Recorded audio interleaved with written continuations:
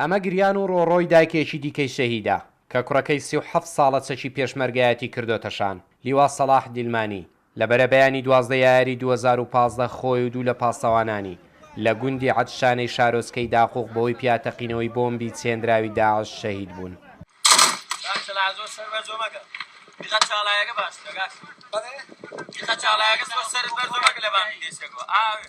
تەرمی شەهید لە ڕێوڕسمێکی سەربازی و بە ئامادەبوونی جێگری سەرۆکی هەرێمی کوردستان و ژمارەیەک لە بەرپرسانی باشووری کوردستان و ئاپۆڕایەکی زۆری یاو نیشتیمانیان لە گوندی دیلمانی شارەدەی قەسرێ بە خاک سپێردرا.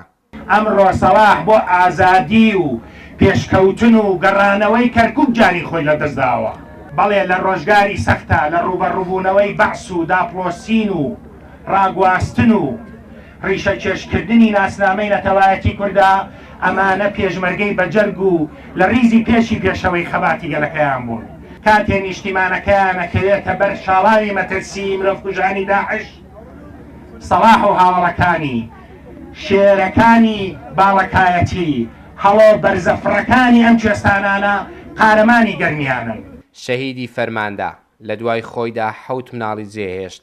شێرزادی کوڕە گەورەی دەڵێت ئێمە کاتێک لەدایک بوون کە باوکمان لە چیاو لە پێنا و ئازادی ئەمڕۆی کوردستان دەجەنگا، بۆیە ئێمەش لەسەر ڕێچکەی بەردەوام دەبین و پارێزەری خاکمانین.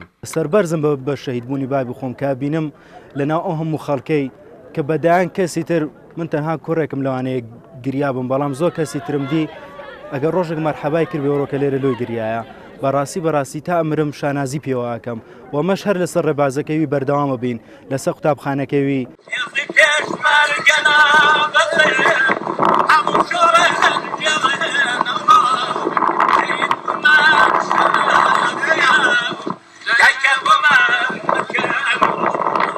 دیلمانی یەکەم شەهیدی بنەماڵەکەیان نییە، ئەوان لە کۆنەوە هەر لە گوندەکەیان بەرگری نیشتیمانەکەیان بوونە، بۆیە بەڵێنی هەمان ئەو بەرگری کارەی ڕابردوو دەدەن.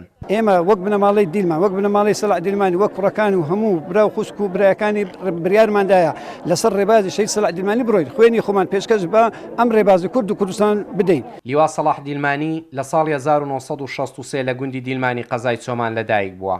لە ساڵی 1970 چەکی پێشمەرگایەتی کردۆتەشان و لە ژیانی پێشمەرگایەتیشدا زۆر پلەی سەربازی و ئەرک و بەرپرساریەتی پێسپێردراون و تا لە ساڵی 2004 بە پلەی لیوا گەیشتووە و فەرماندەی لیوای 118 باڵک بووە. ئەو ناوچەیە بە درێژایی شۆڕشەکانی کورد لە باشووری کوردستان قوربانی زۆری داوە.